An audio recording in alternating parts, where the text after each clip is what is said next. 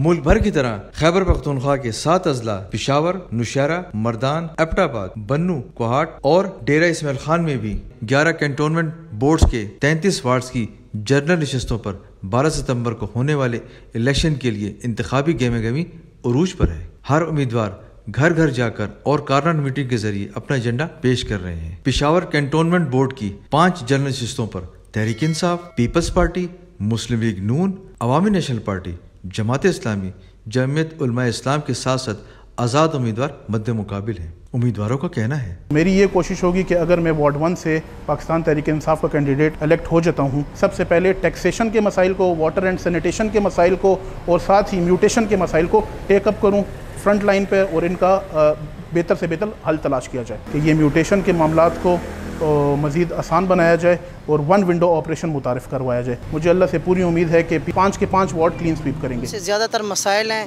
یہ community hall کا مسئلہ ہے، اس کا ہیلتھ کا مسئلہ ہے، اس سے علاوہ دوسرے مسئلے چھوٹے ٹیکس وغیرہ کے جو سے مسئلے ہمارے منشور میں ہم نے یہ ڈالا ہوا ہے کہ ہم جو سے ٹیکس زیادہ ہوئے ہیں ان کے اوپر ہم نے اپنی ان کی جو سی فائٹ ہے وہ کرنی ہے۔ انشاءاللہ سب سے پہلے ڈسپینسری بنوانی ہے، کمیونٹی ہال کو ڈبل کرنا ہے، اور اس کے بعد جو سے اور چھوٹے وغیرہ زکوٰۃ ہو گیا، بیت المال کے ایسے ایشو ہیں کہ جو سے مین لوگوں کی ضرورت ہے اس پہ زیادہ تر فوکس ہم نے دینا ہے۔ میرے علاقے کی سب سے بڑی بات ہے تعلیم۔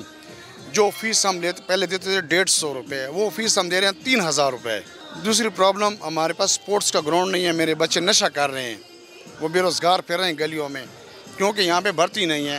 جو بھرتی جس کا حق تھا ان کو نہیں ملی، باہر سے لوگ آ کے بھرتی ہو گئے ہیں۔ ہر کینڈیڈیٹ کا ایک کوٹا ہوتا ہے 25 ویکنسیوں کا۔ میرے خیال میں میرے وارڈ سے ایک بچہ بھی ابھی تک نہیں بھرتی ہوا کنٹونمنٹ بورڈ میں۔ یہاں ایک مرلے کا گھر ہے، ہمیں ٹیکس کی نہیں ضرورت۔ ٹیکس بنگلوں والے کہتے ہیں کہ ہم ٹیکس کم کریں کیونکہ ان کے بنگلے۔